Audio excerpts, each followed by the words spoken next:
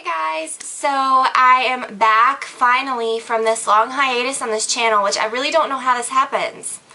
I know, it's bad. There's no excuses, but I need to get this channel together, but whatever. For now, we are talking Pretty Little Liars, and the Halloween episode was on a couple nights ago. And as promised, here is the whole little recap video, my thoughts, my predictions, how I interpreted the episode, which it's funny because, I said this last year for the Halloween episode as well, but, you think that the Halloween episodes are just going to kind of be gimmicky and, they're not a part of the regular season. Well, technically they are because right now the season's just on hiatus, how they do that crazy thing, but the show's been off for, a couple months, and then it's not going to come back on until January. So this is kind of like smack in the middle of a big break, and you kind of think it's just going to be like a gimmicky, fun little Halloween episode ratings, but the Halloween episodes always have so much information, and this one was insane, and I really have a lot to say about it. Now, coming into this episode, the big shocker, I guess, is the whole way that the last little finale or whatever ended with Toby kind of walking Mona back to the mental institution or mental hospital, and he turns around and you realize that he's in on it. And like I said, I really think that he's playing double agent to try to help the girls. I have a huge theory about that too that involves another one of the girls. So it begins, the girls are in some crazy outfits walking down the street. I really was disappointed because they always have such cute outfits and I didn't like these outfits. They were crazy. The show kind of gets rolling. They get on the train fairly early in the show. They're doing a Halloween party for high schoolers on a passenger train that is speeding through the countryside at 100 miles per hour. They're all jumping up around, dancing on the edge of the little railings, going back and forth between the cars, which when I was tweeting, all I could think about was what an insurance nightmare this must be. It's a TV show. I need to get my head out of that, It's not real, Tiffany. Nothing super significant happens. It shows Mona talking to someone in the mental institute. Did it show the face? I don't think it showed the face of who she was talking to. I was thinking the whole time she was talking it was Toby when she was painting that creepy face. They get on the train. Adam Lambert is there, obviously. And, I guess the first significant thing that happens is, well, significant to me is when Adam Lambert and Aria were talking, Aria, he couldn't hear what she was saying, and she wrote her name on the glass. And the last A in her name looked just like the A that is always signed.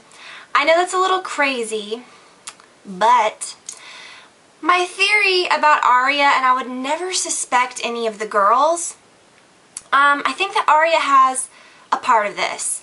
And this leads into the next thing. Not because I just saw the A. I saw that and I was like, yeah, what a cute little coincidence. But, Garrett was released from prison at the last episode as well. And he's on the train too, and him and Spencer start talking. He tells her that, he's going to tell her what happened the night that Allison was killed. So he starts talking, it flashes back, which this was huge. Garrett and Jenna are standing there. Of course, Jenna is blind at the time from the time that Allie and her friends were responsible for Jenna's blindness. That's why Jenna has that hatred toward Allie and the girls, because they were responsible for that. They were responsible for that, that's why she hates them. So in the flashback, Allie, Garrett, and Jenna are standing there talking, and Jenna and Allison start fighting in this really realistic way. It was really funny. That was the best part of the episode, was the little fight. It was just really funny. It just looked so fake and funny. But anyway, so then Garrett somehow Allie gets up against this tree. Garrett's not going to kill her or anything. Garrett's mad because, Jenna's his friend, or at the time, I don't know if she was his girlfriend. Whatever, anyways, it was going on. I don't know, whatever. They were just friends. So, he takes the lacrosse stick, or wait, was that what that was? Look. Do you remember in a couple episodes back where they found the stick in the backyard? I forgot what kind of stick it was. Anyways, that's what they thought the murder weapon was. So anyways, it shows Garrett holding that stick, and he swings at Allie, and Allie kind of backs up against the tree, and she ducks, and he's just and he hits the tree just out of frustration, and Jenna thinks that sound is him hitting Allie. So then Jenna goes, is she dead? And Allie's all crouched down and looks up at Garrett, and she like tells him like, shh, don't tell her, like just pretend like you got me so that she'll leave me the heck alone, I guess. So this whole time Jenna thinks that Garrett killed Allie, which makes her even more of a creeper because I guess she's cool with the fact that he's a murderer, but he's really not. But the whole time this flashback's going on, it's what Garrett is telling Spencer. Are you following? It's just crazy. So then anyways he goes, yeah, but I wasn't, you know, I saw someone else with her. And then it shows Allie talking, you know, in the flashback to someone standing behind the tree. And then when the guy steps out, it's Arya's dad. And if you remember the first, you know, couple episodes, one of the big things that Allie had on Arya was that she knew that Arya's dad was cheating on her mom. And maybe that's what they were talking about. Maybe, you know, he was trying to keep that hidden because she knew that he knew, or he knew that she knew, and they were just kind of talking about that. And maybe that's when it clicked with me that that is why Arya may be working with some of these people on this A-team, because she's trying to protect her dad. At this point though, even the mom knows about the dad cheating, and she knew that. So maybe she's protecting something else with her dad. Maybe, you know, those people, like Garrett obviously knew that the dad was the last person that Allie was seen with. So maybe Arya's trying to protect her dad in that way, and that's why she's, you know, trying to work with them. But then later Arya disappears. You see that masked person drug Arya, and as she disappears, she ends up in a box with dead Garrett, because apparently they kill him after Spencer walks away to go get the other girls so that he can tell them the story that they just told, because she was like, you're going to tell Arya this, that you saw her dad with blah, blah. So, yeah, so next thing you know, Arya's in a box with dead Garrett, and then, you know, she's being pushed. She can hear that someone's pushing. It sounds like a male and a female voice to me. They were trying to push her over the side, like to kill her. And I'm thinking maybe that's because she spoke up and said something at some point like, I'm not working with you anymore. I'm not doing this with you. I think that the A-team is kind of getting people to work with them based on like secrets that they know. Like maybe they have something on Toby. They obviously had something on Arya with her dad and all that. And she's just trying to protect her dad so her dad doesn't maybe go to prison or that he's not questioned. I don't know. But that's what I was thinking. That whole scene with her being pushed over, which was really intense.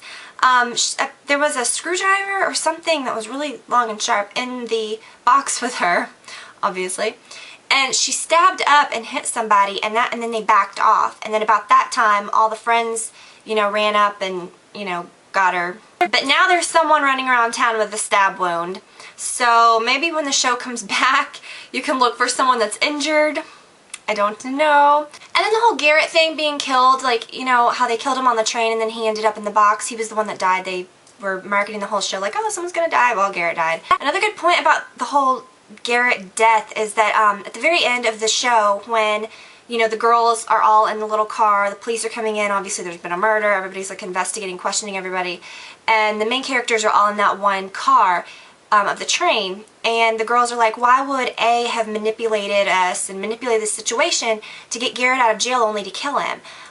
So that's a good point. You know, I kind of can see that too. That's so weird, but I guess there's, you know, a bunch of different A's. Maybe they all have different motivations, you know, and that's just, I don't know. And then creepy Ezra, I gotta touch on that really quick, came out of nowhere at the end of the episode, looked super creepy and suspicious.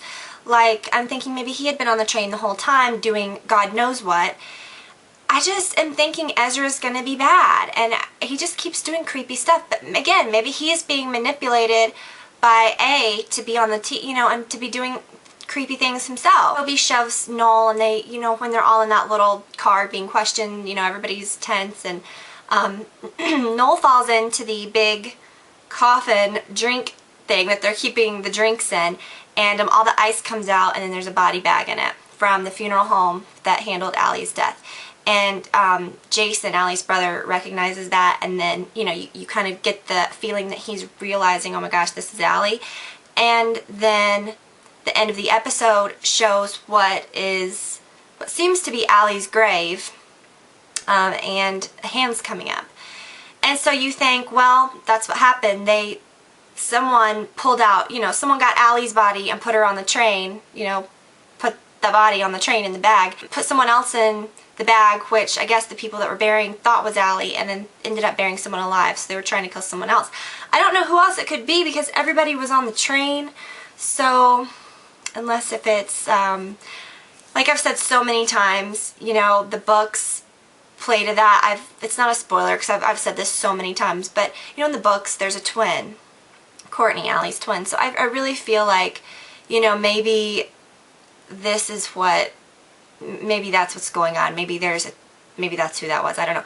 But then you kind of look at the grave, and it almost looks like when the grave was like maybe first done a long time ago, was that scene even from the present day? Was that, you know what I mean? It's just kind of creepy, and you got to think about that too. So, and then quickly, I know this is getting long, but the little girl, it wasn't extremely like vital to the plot. It wasn't anything like super, it was just mostly creepy.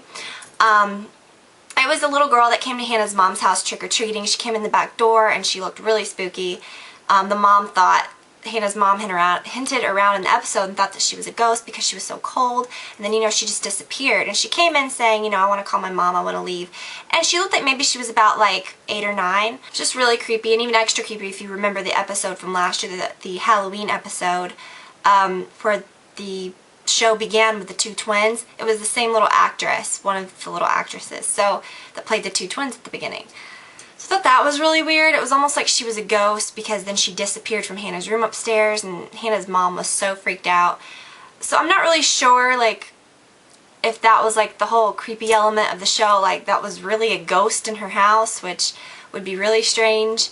But yeah, that's, I guess they just felt the need to throw in a creepy little girl to the episode, as most scary movies and shows do nowadays. So yeah, when the hand came up and nothing was really kind of tied up, I was unhappy because I always want more. I feel like they should have made it a 2-hour episode, right? I mean, why not?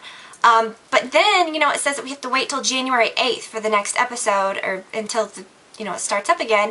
And I'm just thinking to myself, like, there was so much that happened in this episode. And, I mean, I guess they'll play it again before the next one, but so much happened in this episode that, like, you know, it kind of needs to be fresh on people's mind when they start watching the new ones. Oh, and I forgot Mona as well. When Hannah got into the fight with that masked person on the train, so much happened. And, of course, she didn't pull the mask off. It was kind of a mask that looked like Allie's face. At the end of the episode, it was under Mona's bed in the mental hospital. So apparently it's very easy for people to get in and out of mental hospitals. She's going to come out of that mental hospital for real. Like, she's going to be released, I think, in the next season.